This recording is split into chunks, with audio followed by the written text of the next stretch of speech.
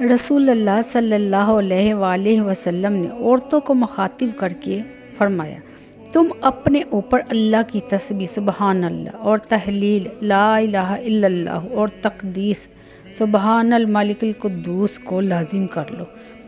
اور ان تسبیحات کو انگلیوں پر شمار کرو، اس لیے کہ کل قیامت کے دن ان انگلیوں سے سوال ہوگا اور وہ گواہی دیں گی۔ ہرگز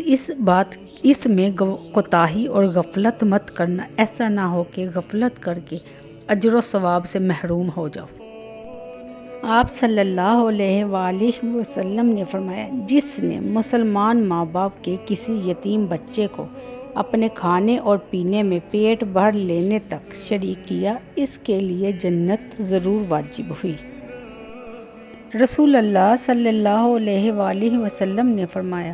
جو بھی مسلمان وضو کر کے اللہ تعالیٰ کا ذکر کرتے ہوئے سوتا ہے، پھر رات میں بیدار ہو کر اللہ سے دنیا اور آخرت کی بھلائی کا سوال کرتا ہے، تو اللہ تعالیٰ اسے دیتے ہیں۔